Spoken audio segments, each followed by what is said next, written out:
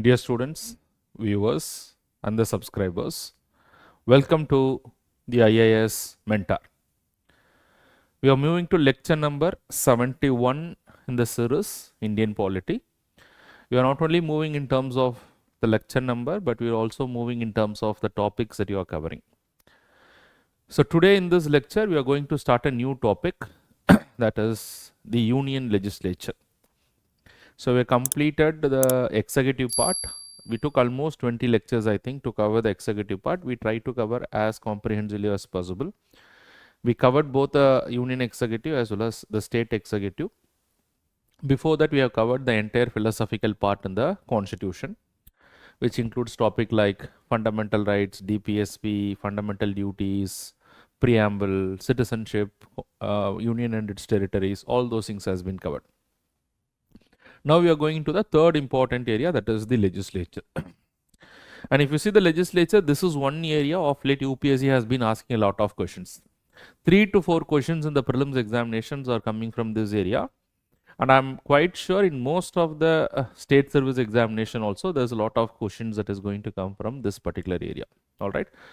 So with that, we'll just enter into the next topic, that is basically what is called as the legislature. So when I talk of legislature, similar to that of the executives, we have got two types of legislature, that is union legislature as well as a state legislature.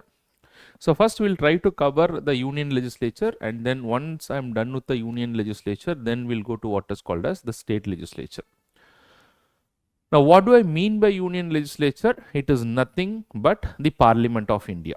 So what we are going to cover in this particular lecture, and of course in another 10-15 lectures, we'll continue with what is called as the union legislature, where we'll try to understand a lot of things about the Parliament of India with reference to the Constitution of India.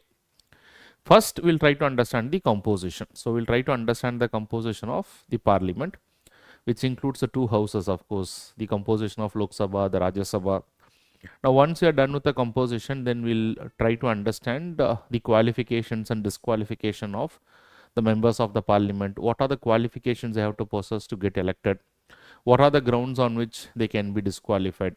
Now, once we are done with the qualifications and disqualifications, then we'll try to understand their parliamentary privileges. As a member of Parliament, what are the type of privileges that they exercise? And after that, we'll try to understand the various sessions in the Parliament, what the Constitution says with regard to the sessions. And then we'll try to understand the various parliamentary procedure, how the questions can be asked, what are the various motions that can be introduced.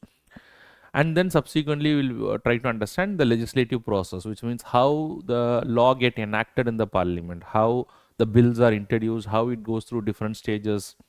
And then once it is passed by both houses of the Parliament, then the bill goes to the President. When it goes to the President, what the President can do about the bill. And then we'll also try to understand the enactment of the budget, how the budget get enacted, very, very important, which is also called as annual financial statement. And then subsequently, we'll go to what is called as a parliamentary committees. So to cover all those things, it will take us at least 10 to 15 lectures. But however, these lectures are going to be the very, very important thing. So once we are done with the union legislature, that is the Parliament, then we'll go to the state legislature. So roughly it will take me around 20 to 25 lectures probably to cover the entire legislature. Now once the legislature is done, then the other topics are relatively a small topic. So as we'll proceed in this particular phase, probably by the end of April, probably we'll try to complete this particular series. So that is the idea as of now.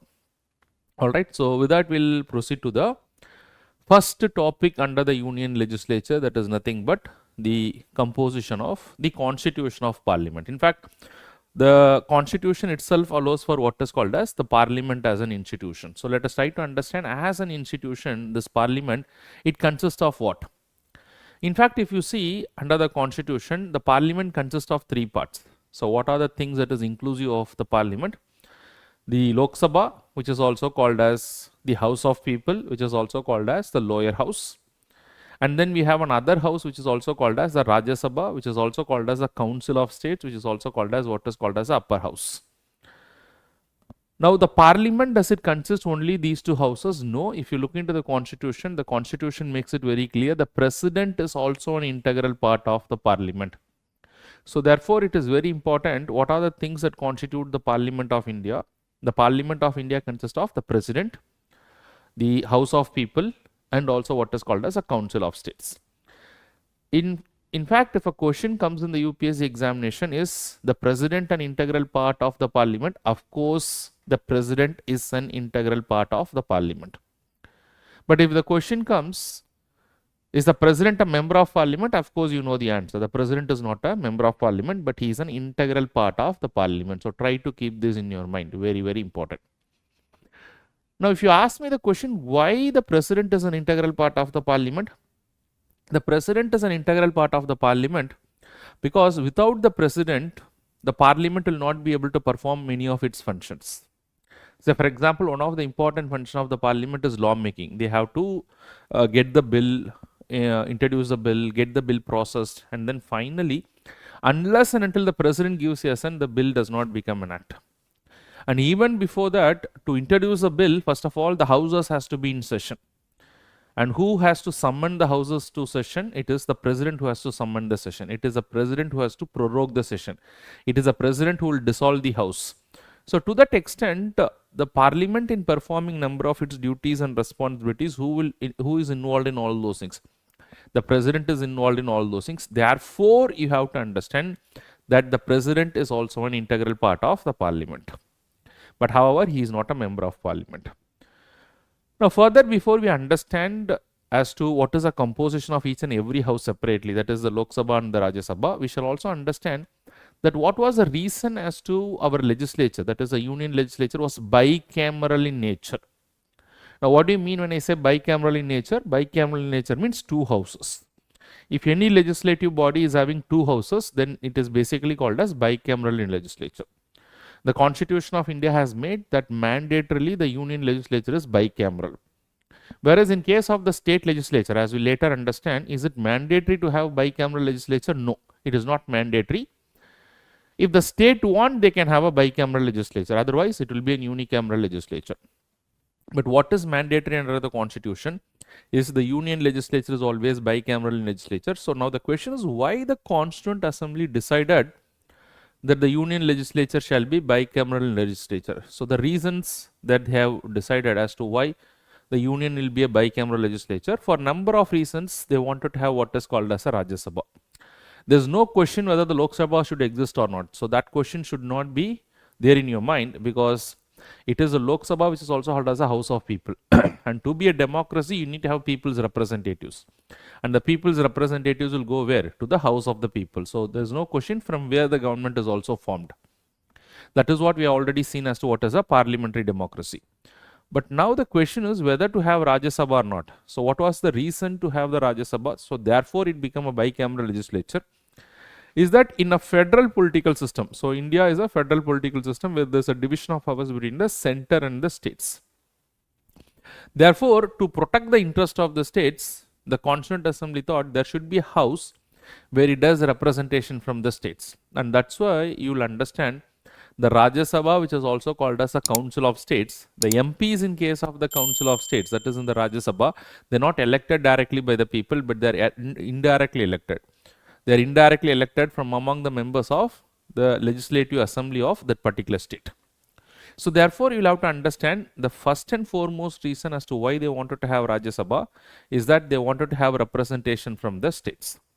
So that's the first reason. Is that the only reason? No. Apart from that, there are other reasons also. In fact, they wanted to have one more house to prevent any arbitrary exercise of power by the Lok Sabha. Any majoritarian government which has a majority in the Lok Sabha can arbitrarily bring in lot of laws if there is no way to check it. So therefore, some element of check can be done by what is called as the Rajya Sabha. At least they can delay the bills, as we'll understand. We'll try to understand how they can delay the bills, how they can put pressure upon the government. In fact, with regard to certain bills, like the ordinary bills, the Rajya Sabha has got equal powers. So therefore, some element of checks and balances can be mentioned in this particular regard. So therefore, the Constituent Assembly decided that there shall be two houses. That is, in addition to the Lok Sabha, definitely to protect the interest of the states, there has to be Rajya Sabha, keeping in view the federal political system of our constitution. So this is the primary reason as to why they wanted to have the two houses. So now let us try to understand the houses one by one. So as to what is their composition, how the members they get elected, if at all they get elected, how they get elected, and the other features as we'll proceed with the composition of what is called as the Rajya Sabha or the Council of States. So if you look into the constitution, what is the maximum strength of the Rajya Sabha? The maximum strength of Rajya Sabha is 250 members. There shall be 250 members in the Rajya Sabha. That's a maximum strength. I'm not saying that always there shall be 250 members. There shall be 250 members, which is the maximum strength, of which if you see not more than 238 members are to be elected. So how many members are to be elected? Not more than 238 members are to be elected, and not more than 12 members are to be nominated. So if you see the Rajya Sabha, it's a combination of both elected members as well as the nominated members. But however, you'll have to keep in your mind these members are not elected directly. Let us try to understand that. No, not more than 238 members are to be elected, including both the states and the union territories. Today we have got 28 states, and today we have got how many union territories? We have got around 8 union territories. So including the states and the union territories, how many members shall be elected to the Rajya Sabha? Not more than 238 members. That's a maximum membership, but not necessarily 238 members are there from the states and union territories as elected members. But not more than 12 members are to be nominated. But before we further understand all those things, the basic question that you have to answer is there representation from all the 28 states in the Rajya Sabha? Yes. There are representation from all the 28 states in the Rajya Sabha. At least one Rajya Sabha member is there from every state. So definitely, therefore, there is representation from what is called as a state. So you shall not have any doubts in this particular regard. There is representation from Rajya Sabha. Is there any representation to the Lok Sabha? Is there any representation? We are talking about the Rajya Sabha. Is there any representation from the union territories in Rajya Sabha? Of course, yes. From the union territories also there is a representation. But the question is there any representation from all the 8 union territories? No. There's no representation from all the 8 union territories. So presently you can understand how many union territories are having representation in the Rajya Sabha. It is only 3 union territories which is having representation in the Rajya Sabha. Now what are those union territories which is having representation in the Rajya Sabha? The 3 union territories that is having representation in the Rajya Sabha is the National Capital Territory of Delhi, I would say. Then the union territory that is having representation in the Rajya Sabha is Puducherry. So it is Delhi, Puducherry and the union territory of Jammu and Kashmir. So these are the 3 union territories that has got representation in Rajya Sabha. The other union territories have no representation in the Rajya Sabha. So this is the basic understanding you should have. Now, how do we know which union territory is having representation, which states are having representation, and from the state, how many states are represented in the Rajya Sabha? Now, all these informations are given in the Schedule 4 of the Constitution. So, if you have any doubt, you can go to Schedule 4 of the Constitution. Look into the Schedule 4 of the Constitution. Against every state and every union territory, they have mentioned how many seats are allocated. Now, what is the principle on which these seats are to be allocated? The principle on which these seats are to be allocated is on the basis of what is called as population. So, the Constituent Assembly decided that any state which is likely to have more population will have more seats in the Rajya Sabha. And any state which is having less population will have less seats in the Rajya Sabha. Some of the union territories' population are so marginal that they have not been allocated the seats. So, that means 28 states, all the states are having allocation of seats in the Rajya Sabha. Only 3 union territories are having it: Delhi, Puducherry and the newly created union territory of Jammu and Kashmir. And what is the basis on which all these things are done? On the basis of what is called as population. So this is the first information that you should know. So if you look into Article 233 of the if you look into Schedule 4 of the Constitution, if you see the number of seats that has been allocated to all the 28 states, so presently it will sum up to what is called as 233. Although how many maximum seats can be allocated? 238 seats can be allocated. But of the 238 seats that can be allocated to the states, how many seats are allocated is only 233. And apart from that, 12 members are today nominated by the President. How many members are nominated? 12 members are nominated by the President from the areas of art, science, literature and social service. So this 12 nomination that is done by the President is not his discretionary power, but based on the aid and advice of the Council of Ministers. So if you sum up 233 plus 12, so today the number of members in the Rajya Sabha is 245.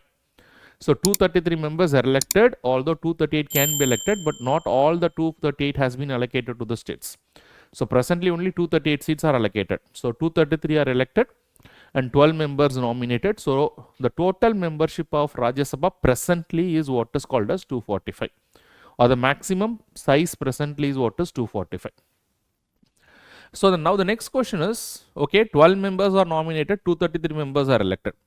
How are these 233 members elected? So all the 233 members are elected by what is called as an indirect election. So you would have to keep this in your mind. They are not elected directly. Only the people in the Lok Sabha or the MPs of Lok Sabha are elected directly. But whereas in case of Rajya Sabha, it's only what is called as an indirect election. Now, when I say indirect election, they are not elected directly by the people. So that's a basic understanding you should have. They are elected by an electoral college. So whenever I talk of indirect election, the first thing that you have to come to your mind is that there's an electoral college. What is an electoral college? An electoral college is a body of people or a group of people who only will have the right to vote. So similarly, when it comes to the elections of Rajya Sabha, that there is an electoral college. Only the members who are part of this electoral college are eligible to vote. So now who constitute the electoral college when it comes to election of Rajya Sabha? The elected members of the legislative assembly of that particular state. Say for example, in state of Uttar Pradesh, if you take the example of state of Uttar Pradesh, if you see the elected members in the state of Uttar Pradesh is 403. There are 403 members in the state of Uttar Pradesh. I am talking about the MLAs in the legislative assembly of that particular state. And if you see the number of seats that is allocated to Rajya Sabha from the state of Uttar Pradesh is 31. So therefore, how many people will have the right to vote to elect these 31 members is only these 403 people. Only these 403 MLAs will have the right to vote. But however, you'll have to keep it in your mind, not all the 31 members are elected at a single point in time. Because in case of Rajya Sabha, unlike the Lok Sabha, the election does not happen in single point in time. In case of Rajya Sabha, the election happens every second year. So therefore, 1/3 of the members get elected from a particular state at a point in time. So every second year, 1/3 of the members get elected, and every second year, 1/3 of the members get retired. So that is the reason why the Rajya Sabha is also considered to be what is called as a permanent house. The Lok Sabha is not a permanent house. Lok Sabha comes at one point in time and then it gets dissolved after 5 years or even before that. But there is no dissolution of Rajya Sabha because Rajya Sabha is a permanent house. And why Rajya Sabha is a permanent house? Because not all the members of the Rajya Sabha get elected at the same time. In fact, in 1952, when the Rajya Sabha came for the first time, all the members were elected. But a lot system was followed, a lot was drawn, a lottery was drawn, and 1/3 of the members retired after second year, and therefore 1/3 of the members elected after second year. And then again a lot was drawn, and 1/3 of the members retired after fourth year. So therefore 1/3 of the members again was elected. And the last 1/3 of members were elected in 1952, they retired after 6 years. And then again 1/3 members were elected to replace them. So in this way, after that, the Rajya Sabha became a permanent body because every second year there need to be election. So whenever I say that the members are elected by an indirect election, only the members of the legislative assembly of that particular state is eligible to vote. And how much members do they elect? 1/3 of the members from that particular state at a time. So this is the basic understanding you should have. And it is not only an indirect election, but if you see the entire principle of election in Rajya Sabha, the entire principle of election is based on the principle of proportional representation by means of single transferable vote, and the voting is by partial open ballot system. So it is not based on the system of what is called as secret ballot, but it is based on the system of proportional representation by means of single transferable vote, and the voting is by partial open ballot. So what do I mean when I say partial open ballot? Partial open ballot means whenever an MLA is voting in the Rajya Sabha elections, he has to show to whom he has exercised his vote, not openly, but to a party representative. So every party will appoint a party representative, and every MLA who is voting in the Rajya Sabha elections, they have to show as to whom they have exercised their vote. This is to verify that whether the MLA has voted to a particular candidate as directed by the party or not. So therefore it is also what is called as a partial open ballot system. And if the MLA is not showing this vote, or if he has voted contrary, so sometimes this vote is liable to be disqualified. Not when he is voting contrary, but if he is not disclosing the vote. So therefore this vote is liable to be disqualified. So it is important that an MLA discloses to whom he is voting as to the person as nominated by the party. So this is very, very important. But however, this does not mean that if a MP is voting to somebody else, if an MLA is voting, not the MP, sorry, if an MLA is voting to somebody else than directed by the party, he is liable to be disqualified under the anti-defection law. No, he is not liable to be disqualified, but he has to show his vote. That is what is very important. For the students who ask me what is this anti-defection law, I will discuss it a little later. For time being, we just remember as to what is an anti-defection law, that they are not liable to be disqualified under the anti-defection law if an MLA votes to somebody else than what the party directs him to do. But however, they have to disclose the vote. What is this anti-defection law? I will discuss it a couple of lectures later. A very, very important law. So this is the basic understanding you should have. So just before I move forward, what is a principle that is followed? It is a system of proportional representation by means of single transfer vote, and the voting is by what is called as partial open ballot. And what do you understand by proportional representation? So proportional representation means that the number of members elected in the Rajya Sabha, they may not be based on the principle of first past the post system, or in other words, the number of members elected in the Rajya Sabha, they are proportionate to the number of MLAs from each and every party.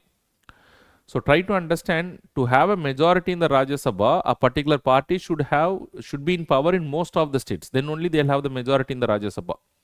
Suppose if in Uttar Pradesh a particular party is in power, that does not allow to elect all the 10 members or all the members or the MPs at the time of election from that particular party into Rajya Sabha. No.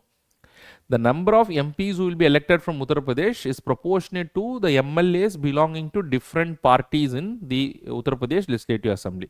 That's basically what is called as a principle of proportionate representation.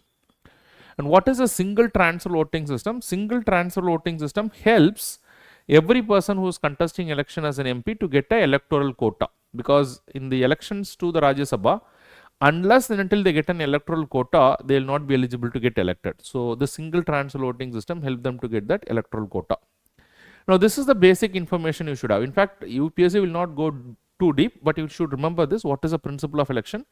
It is based on proportional representation by means of single transferal vote, and the voting is by what is called as partial open ballot.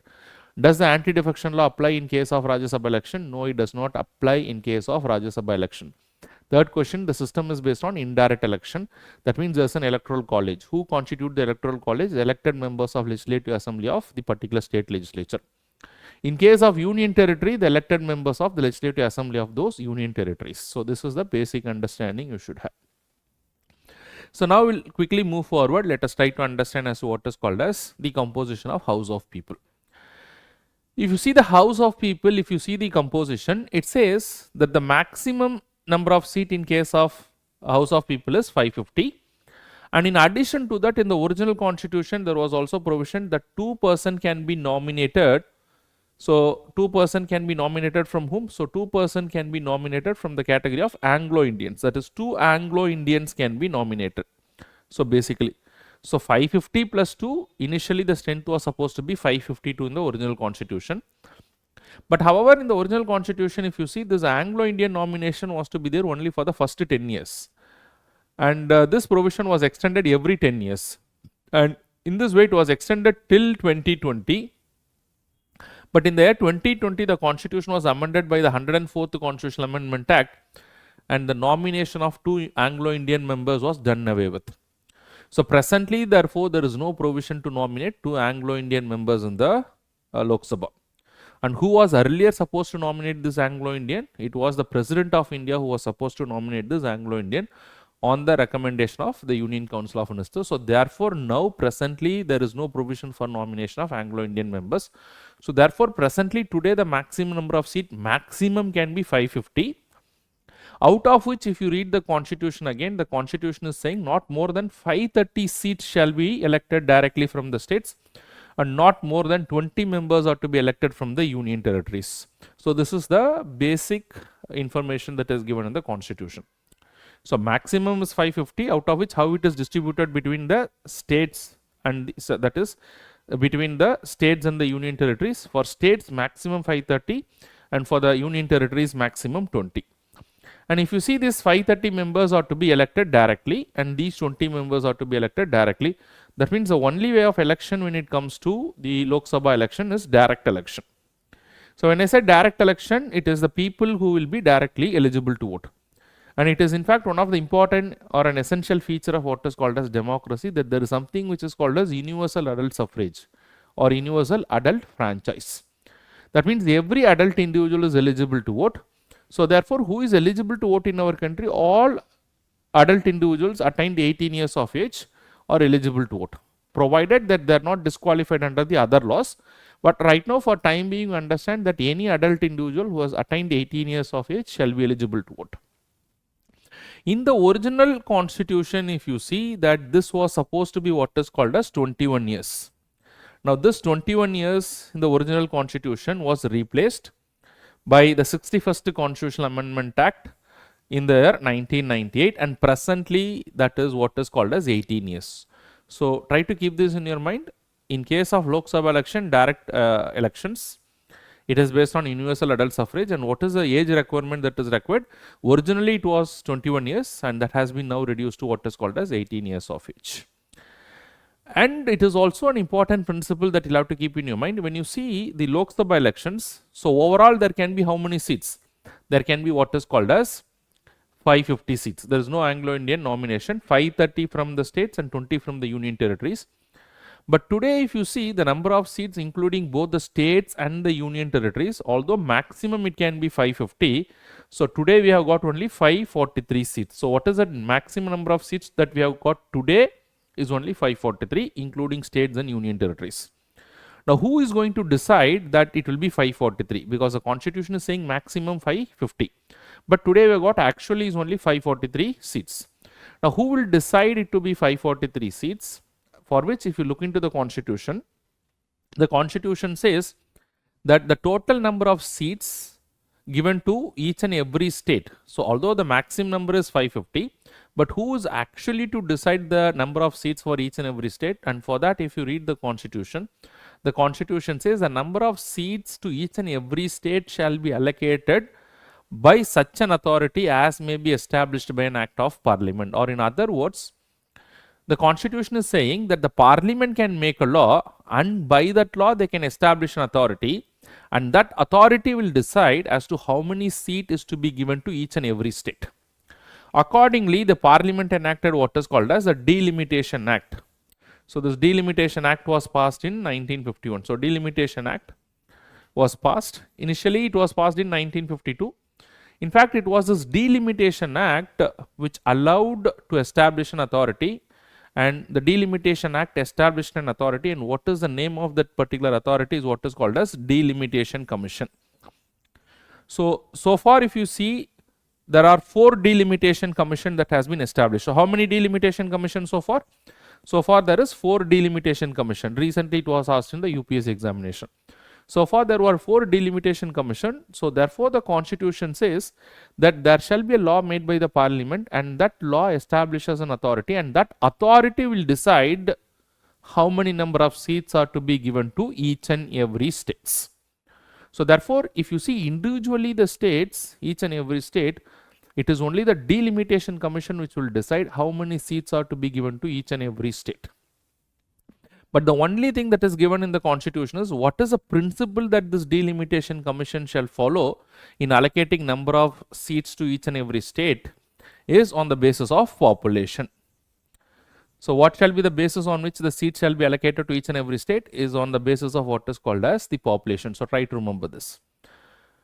So it should be very clear to you, although the total number of seats shall be 550, the maximum including states and union territories.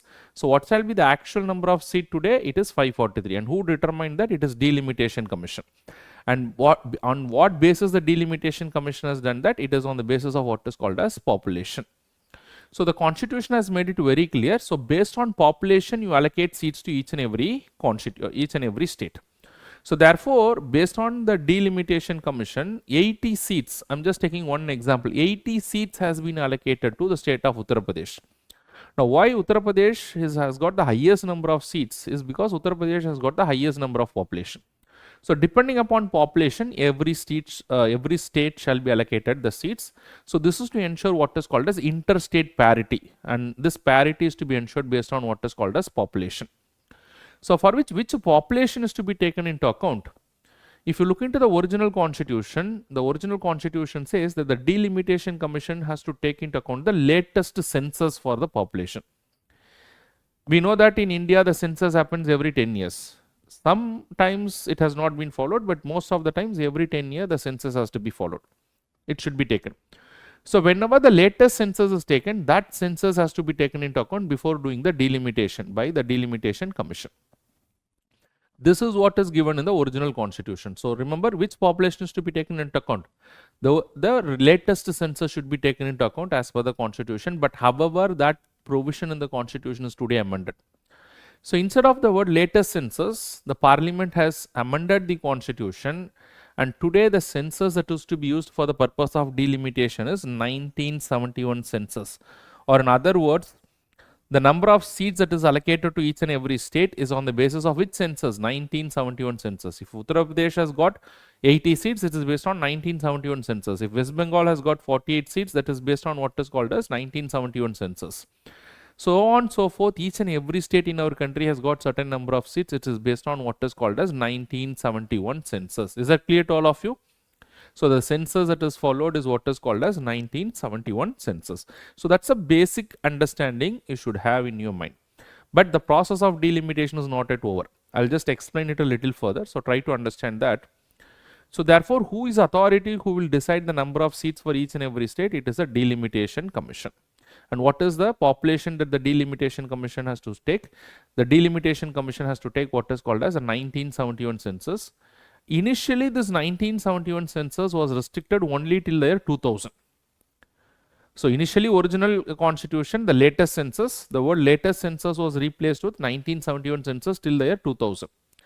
But then subsequently, the constitution was again amended by the 84th Constitutional Amendment Act.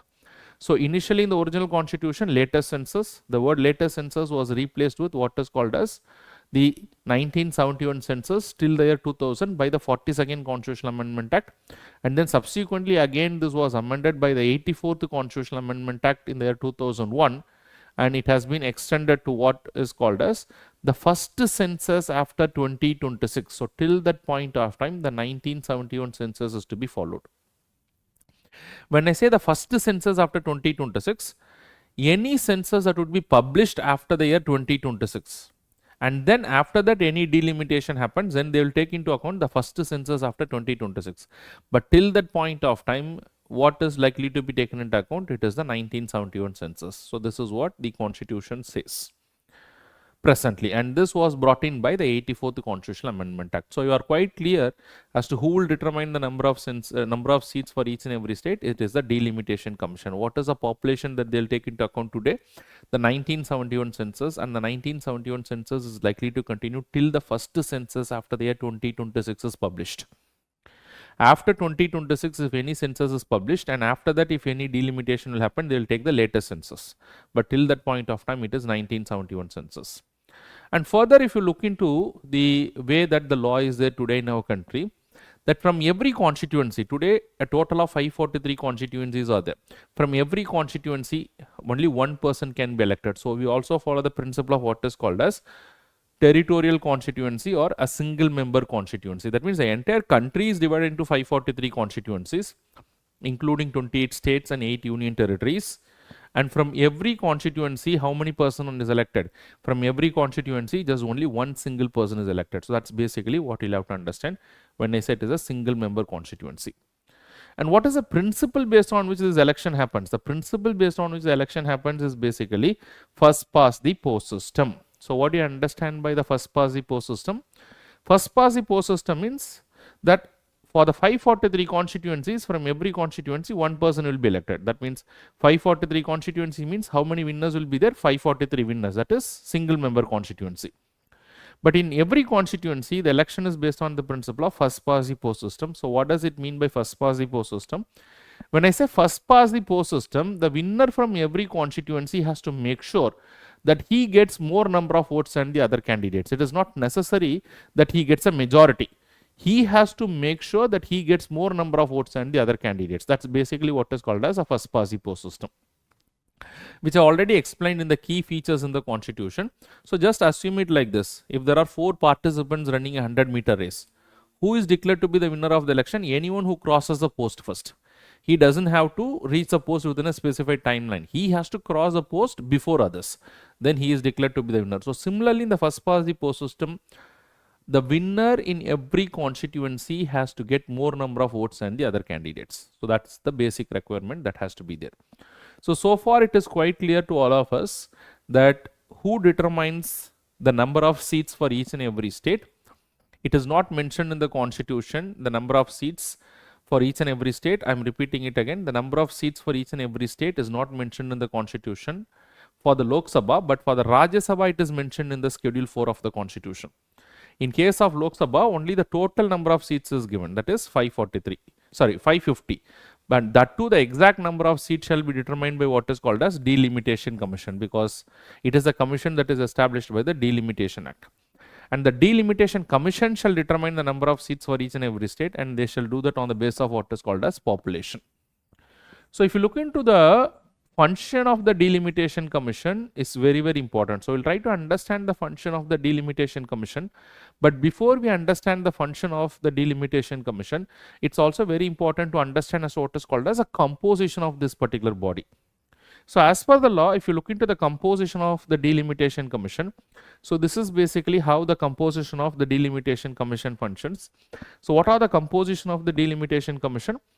So basically the commission is headed by a retired judge of Supreme Court, and who would be the chairman of this particular commission? I am saying the retired judge of the Supreme Court. And apart from that, the retired judge of Supreme Court, it shall consist of the chief election commissioner as an ex officio member of the committee. Ex officio member means by virtue of being the chief election commissioner, automatically becomes part of the commission. It shall be the chief election commissioner of India or any other election commissioner that may be nominated by, the chief election commissioner. And then apart from that, the third member is usually the state election commissioner. You know that the delimitation happens state by state. So first they go to Uttar Pradesh, then they go to Maharashtra, then they go to Punjab, for example. So when they go to state by state, every state election commissioner of that particular state is also part of it. So therefore the state election commissioner, the third member, gets changing. So this is normally the composition of what is called as the Delimitation Commission. And then what is the function that is supposed to perform? This is a very, very important area. There are 3 important functions that they are supposed to perform. So let me write it one by one. So if you see the functions of the Delimitation Commission, first is they have to determine the number of seats for each and every state. And the number of seats for each and every state, say for example, how many seats shall be given to Uttar Pradesh, how many seats shall be to Madhya Pradesh, how many seats to Maharashtra, how many seats to Tamil Nadu, Punjab, Kerala. So they have to determine the number of seats, and the number of seats is on the basis of what is called as population. And what is the population that is to be taken into account? That is 1971 census. And this 1971 census was fixed till the year 2000 initially by the 42nd Constitutional Amendment Act in 1976. And then it was again amended that the 1971 census would continue till the first census after 2026. So this was fixed by the 84th Constitutional Amendment Act. So today, which census is to taken into account to determine the number of seats? 1971 census. Although in the original constitution, the word later census was used. So the second important function is also for them to draw what is called as a constituencies. It is not only important to determine the number of seats, it is also very important for the Constituent Assembly, it is also very important for the Delimitation Commission to draw the boundaries of each and every constituency. Now without drawing the boundaries of each and every constituency, how is it possible for the Election Commission of India to conduct the elections? So therefore try to understand, suppose if there are 80 constituencies in the state of Uttar Pradesh, the state of Uttar Pradesh has to be divided into 80 constituencies. and every constituency where there will be one member will be elected. And according to the constituency, the Election Commission of India will issue what is called as a voter ID. So therefore, it is important for them to draw what is called as the boundaries of each and every constituency. So the second important duty of the Delimitation Commission is to draw the boundaries. Draw boundaries of each and every constituency. And this is also done on the basis of what is called as population, for which also which census is taken into account. So for which today the census that is taken into account is 2001 census. So try to keep it in your mind. While for the number of seats for each and every state, 1971 census. For drawing the boundaries for each and every state, it is 2001 census. This 2001 census is likely to continue till the first census after 2026.